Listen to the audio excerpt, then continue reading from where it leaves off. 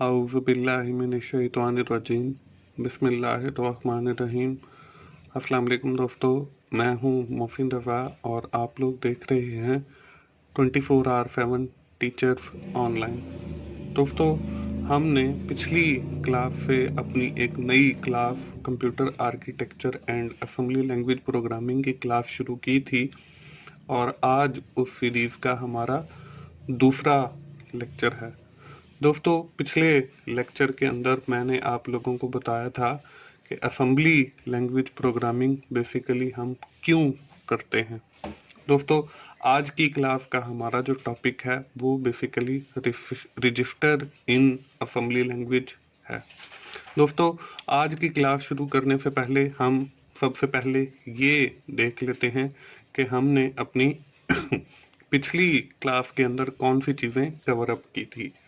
दोस्तों, पिछली क्लास के अंदर हम लोगों ने बात की थी प्रोग्रामिंग लैंग्वेज से शुरू और उसके अंदर हम लोगों ने हाई लेवल लैंग्वेज और लो लैंग्वेज लेवल लैंग्वेज की बात की थी और मैंने आपको बताया था कि हाई लेवल लैंग्वेज ऐसी लैंग्वेजेस होती हैं जो मोस्टली ह्यूमन बीइंग्स के साथ कम्युनिकेट करती हैं और उसके अंदर मैंने आपको डिफरेंट एग्जांपल्स दी थी जिसमें सी प्लस प्लस और जावा थी और मैंने साथ ही आपको ये भी बताया था कि अगर आप सी प्लस प्लस और जावा सीखना चाहते हैं तो उसकी भी मेरी सीरीज अवेलेबल है। आप मेरे चैनल टीचर्स ऑनलाइन पे ब्राउज कीजिए तो आपको वो सीरीज बआसानी मिल जाएंगी प्लेलिस्ट में जाके, तो आप उन सीरीज से फ़ायदा उठा के हाई लेवल लैंग्वेजेस के बारे में सीख सकते हैं। उसके साथ ही मैंने आपको ये भी बताया था कि low level languages mostly computer के साथ इंटरेक्ट करती हैं और इसमें हमारे पास जो एग्जांपल है वो असेंबली लैंग्वेज की है और थ्रू आउट दिस कोर्स हम असेंबली लैंग्वेज प्रोग्रामिंग के बारे में सीखेंगे। उसके बाद हम लोगों ने ये देखा था कि असेंबली लैंग्वेज प्रोग्रामिंग बेसिकली हम करते क्यों हैं और उसके अंदर काफ़ी सारी हमने चीज़ें देखी थी। दोस्तों, ये तो थी हमारी पिछली क्लास। आज की क्लास में दोस्तों हम देखने वाले हैं टास्क स्ट्रक्चर क्या होता है, कि हम जब कोई भी ऑपरेशन कंप्यूटर के अंदर परफॉर्म करते हैं तो वो कैसे सीपीयू के अंदर परफॉर्म किया जाता है, क्योंकि हमने कभी ये नहीं देखा कि हमने जब किसी फाइल को डबल क्लिक करके ओपन किया तो उसके अगेंस्ट सीपीयू के अंदर क्या होता है। उस टास्क स्ट्रक्चर को देखने के बाद हम लोग रजिस्टर्स की बात करेंगे और उसके साथ ही हम लोग हमारे पास जो मुख्तलिफ किस्म के रजिस्टर्स हैं उनको बारी बारी देखेंगे। तो हम सबसे पहले देख लेते हैं कि टास्क स्ट्रक्चर बेसिकली होता क्या है। दोस्तों, जब भी हम कंप्यूटर के अंदर किसी फाइल के ऊपर डबल क्लिक करते हैं या ओपन करते हैं या कोई भी टास्क परफॉर्म करते हैं तो वो सबसे पहले हमारी हार्ड डिस्क के ऊपर पड़ा होता है और हार्ड डिस्क से ही हम उस फाइल को डबल क्लिक करके या किसी भी टास्क को परफॉर्म करते हैं। अब हार्ड डिस्क क्या करती है, हार्ड डिस्क से वो हमारी मेमोरी के अंदर लोड हो जाता है, रैम के ऊपर लोड हो जाता है। रैम जो है वो आगे हमारे कैशे के ऊपर उस प्रोग्राम को या उस फाइल को लोड करती है और कैशे उस फाइल को रजिस्टर के ऊपर लोड करता है और फिर वो फाइल हमारे सामने ओपन हो जाती है। और ये काम इतना स्पीड के साथ होता है सीपीयू के अंदर कि हमें इसकी सारी वर्किंग नज़र नहीं आती, बल्कि हमने जिस फाइल को ओपन किया होता है वही फाइल हमारे सामने खुल के आ जाती है। तो दोस्तों, हम ये कह सकते हैं कि जो रैम है वो हमारी हार्ड डिस्क से ज़्यादा फास्टर है, क्योंकि अगर हम कोई भी फाइल जो है ओपन करते हैं तो वो हम हार्ड डिस्क से करते हैं और हार्ड डिस्क जो है वो रैम को देती है। अगर हम रैम से ही फाइल्स को ओपन करना चाहें तो रैम जो है वो हमारी ज़्यादा फास्टर हो जाएगी हार्ड डिस्क से। उसके बाद हम अगर ये कहें कि कैशे हमारी जो है वो रैम से ज़्यादा फास्टर है, तो इसमें भी कोई गलत बात नहीं है, क्योंकि रैम से ही कैशे के ऊपर जाती है। अगर हम डायरेक्टली कोई फाइल कैशे के ऊपर रख दें, तो वो अगर हम ओपन करते हैं तो वो ज़्यादा क्विकली और स्पीड के साथ ओपन होगी। उसके बाद अगर हम वही फाइल डायरेक्टली रजिस्टर्स के ऊपर रख देते हैं, रजिस्टर्स से उस फाइल को ओपन करते हैं, तो रजिस्टर्स हमारे जो है वो ज़्यादा फास्टर होते हैं एज कंपेयर टू कैशे। तो हम इस कोर्स के अंदर अपनी जितनी भी फाइल्स हैं वो सारी की सारी ना तो हार्ड डिस्क पे रखेंगे, ना ही हम रैम पे रखेंगे, ना ही हम कैशे पे रखेंगे, बल्कि हम अपनी सारी जितनी भी फाइल्स हैं या जितना भी डेटा है वो with the access of different registers हम उनको ओपन करेंगे, उनको रीड करेंगे, उनके अंदर राइट करेंगे अपनी टाइम ऑप्टिमाइजेशन के लिए। और जब हम पिछले लेक्चर को पढ़ रहे थे तो मैंने आपको ये भी बताया था कि असेंबली लैंग्वेज को पढ़ने का एक फ़ायदा ये भी है कि हम इसके ज़रिए अपने टाइम ऑप्टिमाइजेशन करते हैं। तो अब आपको समझ आ गया होगा कि हम अपना टाइम कैसे ऑप्टिमाइज करेंगे। हमारा ये जो टाइम हार्ड डिस्क पे, रैम पे और रैम से कैशे के ऊपर ज़ाया होता था, हम अब अपनी फाइल जो है वो डायरेक्टली रजिस्टर्स के ऊपर रखेंगे और रजिस्टर्स से आगे जो है उन फाइल्स को ओपन करके चलाएंगे। तो दोस्तों, इसलिए हमारी जितनी भी इंफॉर्मेशन होगी वो जल्दी रन होगी और हमारा जो टाइम है वो ऑप्टिमाइज होगा। और रजिस्टर्स जो हैं वो किसी भी पीसी के अंदर बिल्ट इन होते हैं, जिनकी मदद से हम वो इंफॉर्मेशन जो है उनके ऊपर स्टोर करेंगे और वहां से फिर एक्सेस करके उनको रीड राइट वगैरह जितना भी जो भी काम है वो करेंगे। जब हम बात कर रहे हैं रजिस्टर्स की, तो हम ये भी देख लेते हैं कि बेसिकली रजिस्टर्स होते क्या हैं।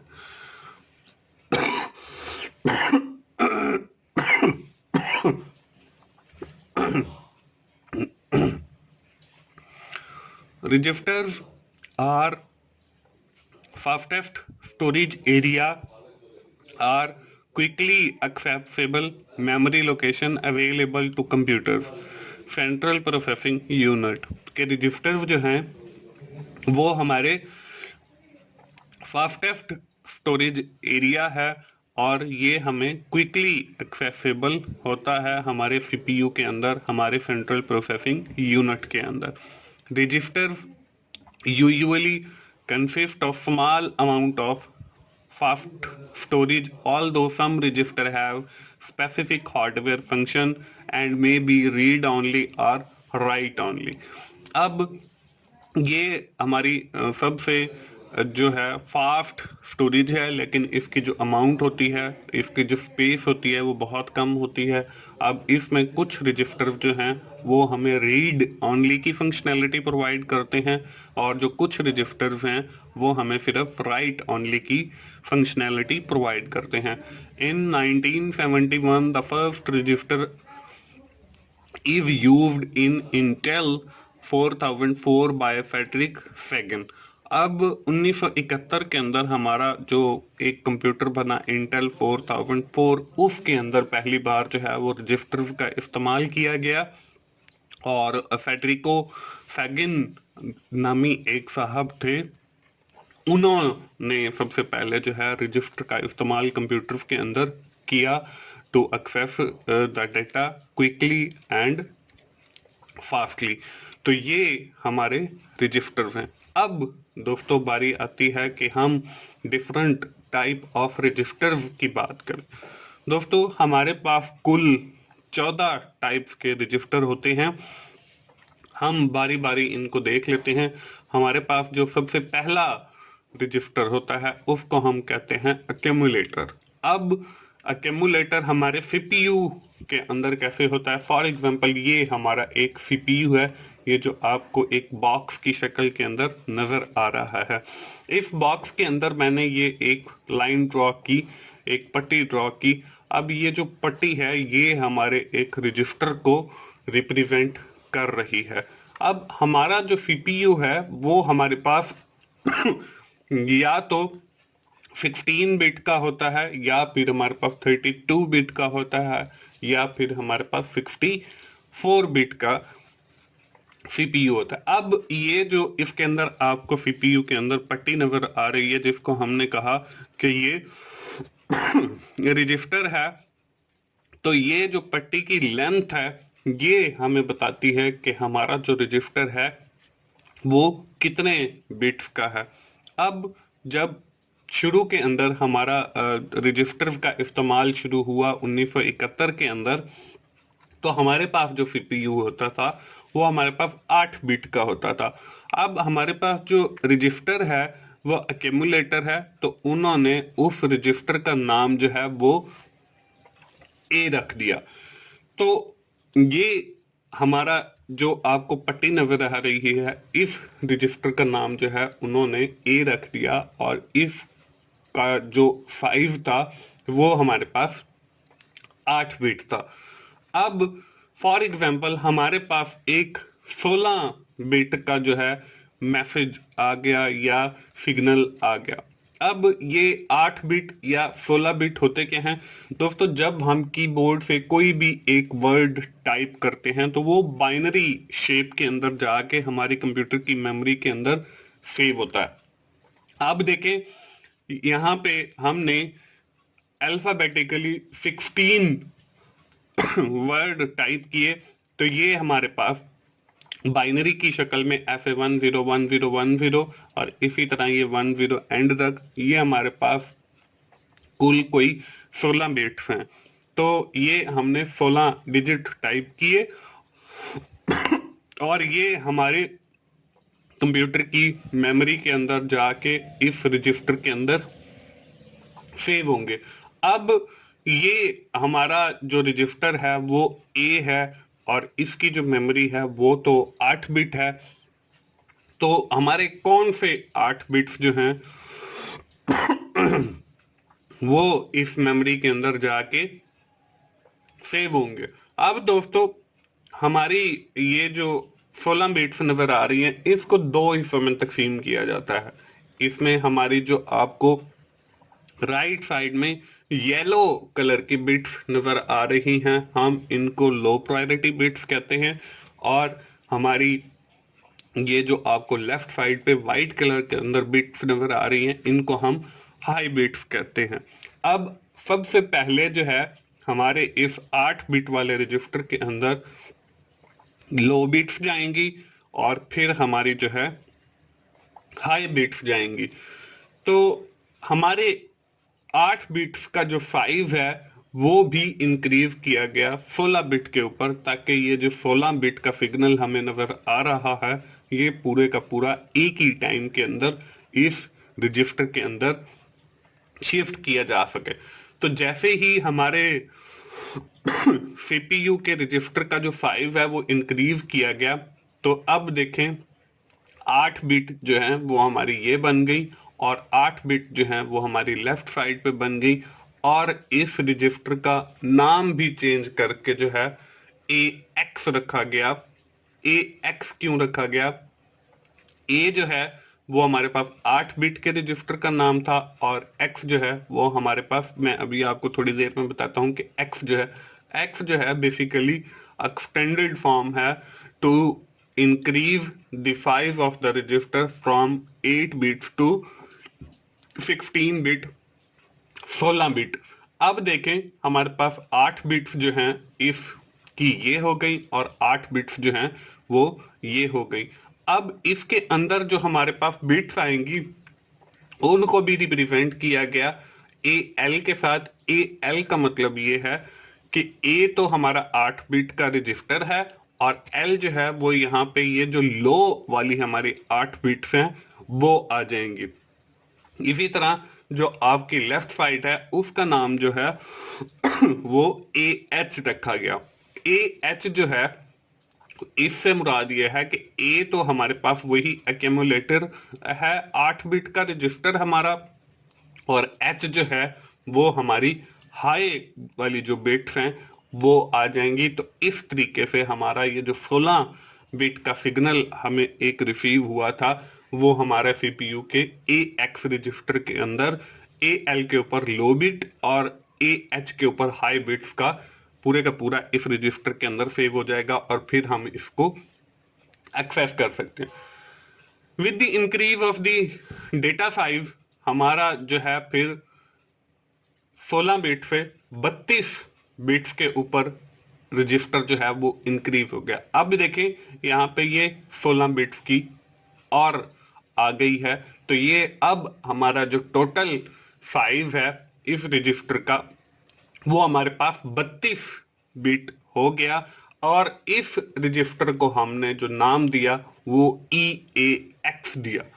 इसके साथ ही जैसे ही हमारे डेटा का साइज और इंक्रीज हुआ तो हमारा जो सिस्टम है वो 64 बिट के ऊपर चला गया। अब जब 64 बिट के ऊपर हमारा सिस्टम चला गया तो हमारे रजिस्टर का जो साइज है वो भी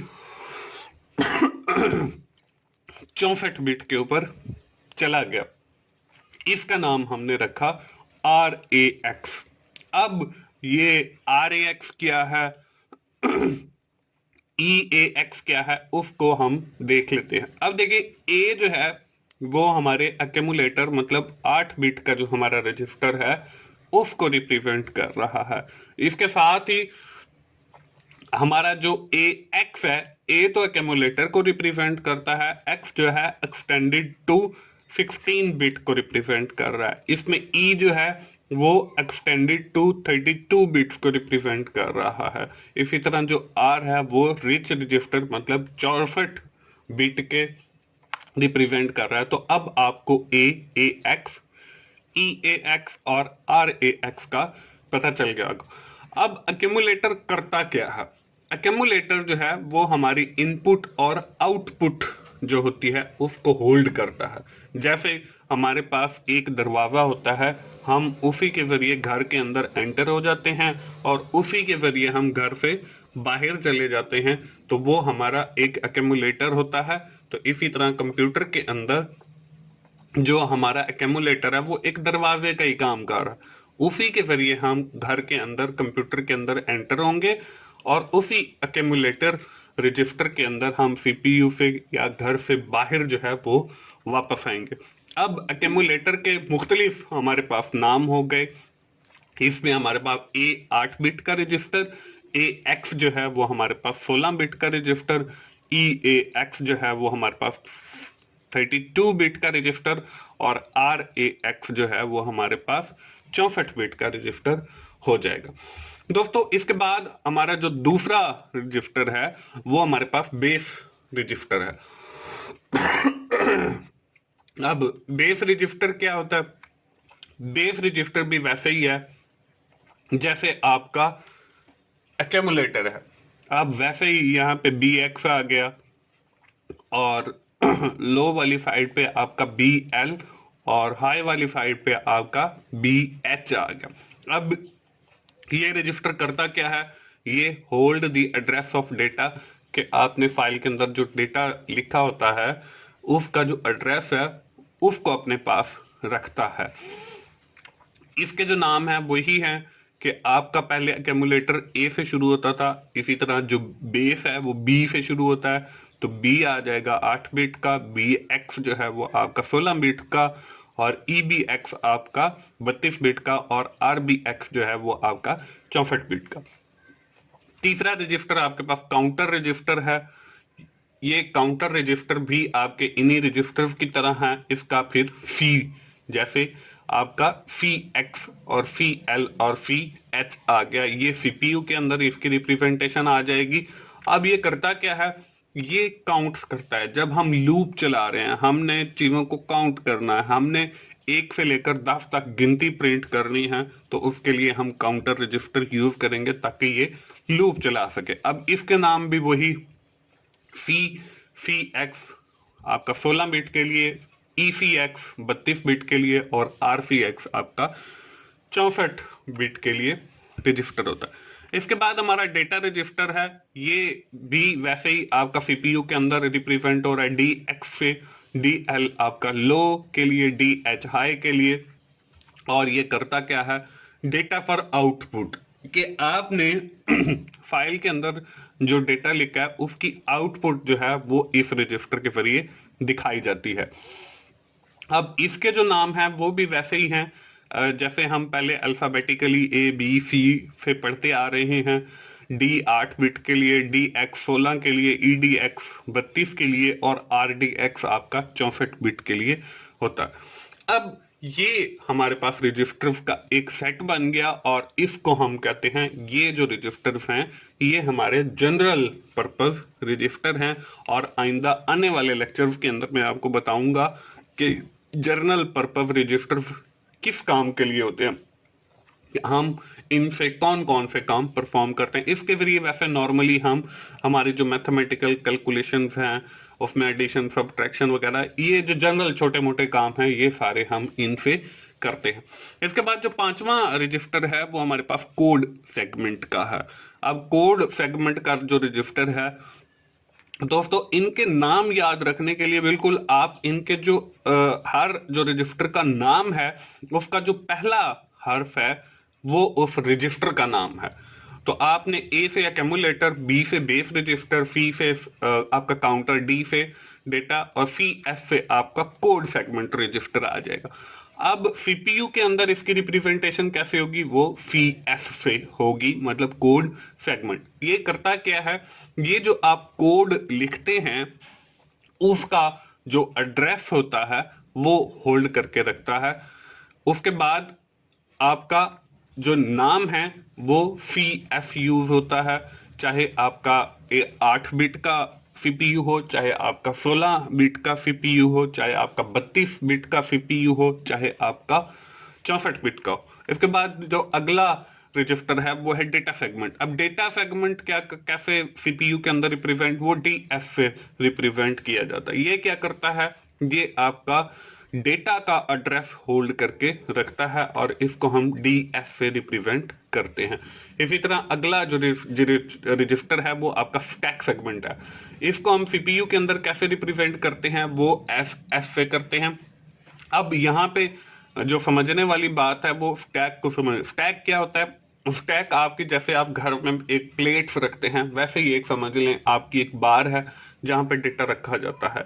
आप देखें यहाँ पे हमने सबसे पहले डेटा रखा, फिर डेटा रखा, फिर डेटा रखा, फिर डेटा रखा और फिर डेटा रखा। अब ये जो आखिरी हमने डेटा रखा है, जब हम बाहर डेटा निकालेंगे तो सबसे पहले इसको निकालेंगे जो हमने आखिर के अंदर रखा है। बिल्कुल प्लेट्स की तरह ही आप वो देखें, जैसे आपने प्लेट्स रखी होती हैं तो सबसे पहले आप ऊपर वाली प्लेट उठाते हैं, बिल्कुल एंड वाली नहीं उठाते।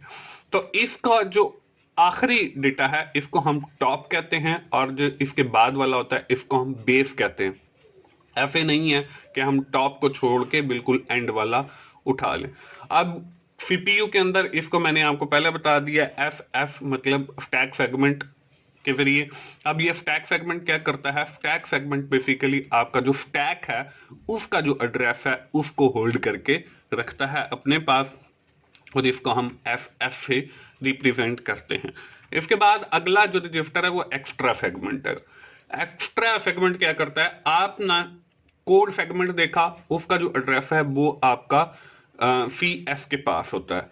अब अगर ये रजिस्टर आपका फुल हो जाता है तो फिर वो एक एक्स्ट्रा सेगमेंट लेता है और आपके जो कोड सेगमेंट है उसका एड्रेस जो है बाकी का वो इस एक्स्ट्रा सेगमेंट वाले रजिस्टर के अंदर रखता है। अब इसको सीपीयू में ई एस से रिप्रेजेंट करते हैं और यहाँ पे जो है ये आपके डेटा सेगमेंट जो है इसका एड्रेस होल्ड करके रखता है और ई एस जो है इसके नाम को रिप्रेजेंट करता है। अब ये भी एक रजिस्टर्स का सेट बन जाता है और ये हमारे जो रजिस्टर हैं इनको हम सेगमेंट रजिस्टर कहते हैं। इसके बाद अगला जो रजिस्टर है वो आपका सोर्स इंडेक्स है।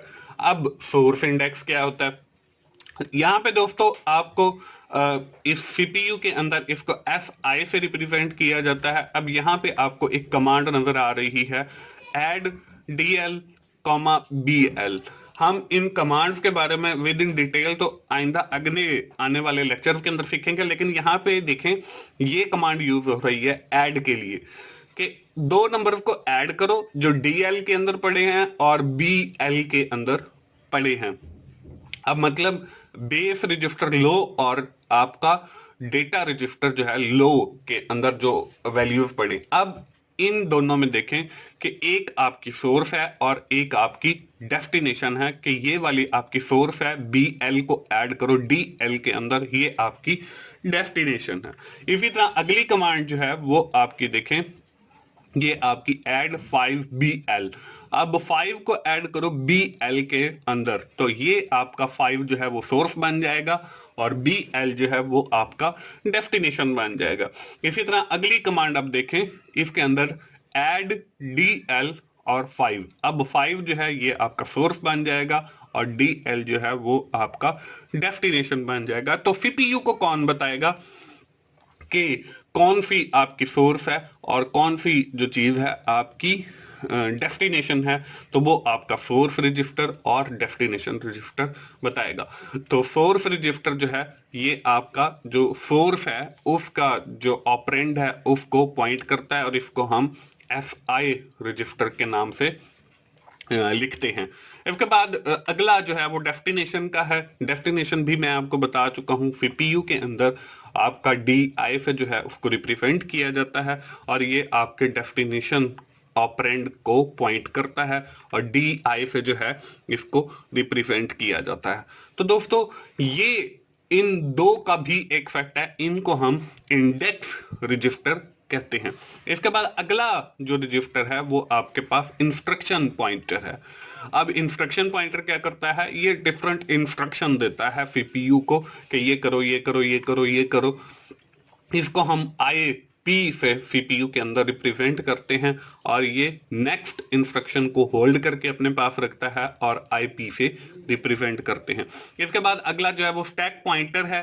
अब स्टैक पॉइंटर क्या करता है, इसको एफ पी के नाम से हम सीपीयू के अंदर इसको रिप्रेजेंट किया जाता है और ये आपका पॉइंट टॉप ऑफ स्टैक, कि ये जो आपकी टॉप वाला डेटा पड़ा है उसके एड्रेस को होल्ड करके रखता है और इसको एफपी से रिप्रेजेंट किया जाता है। इसके बाद बेस पॉइंटर है।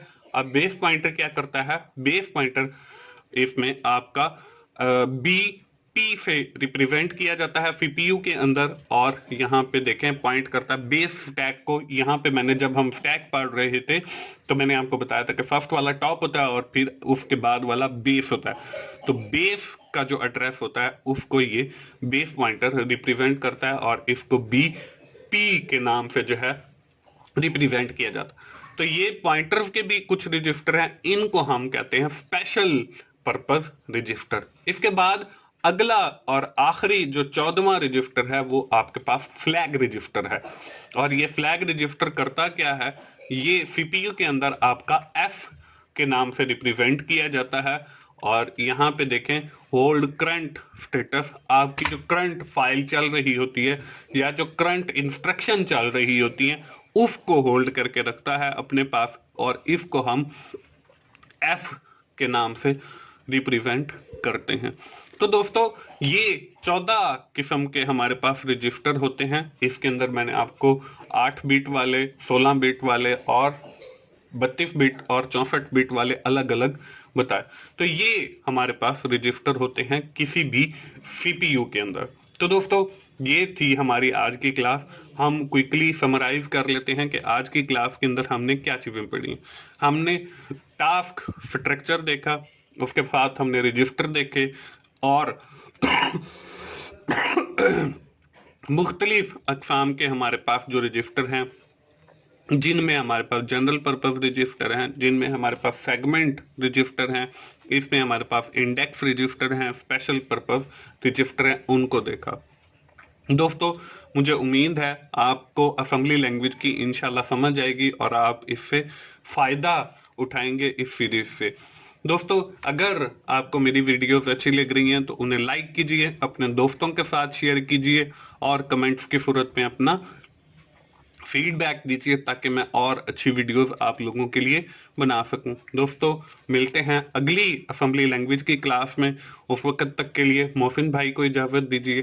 थैंक यू वेरी मच दोस्तों, अल्लाह हाफिज।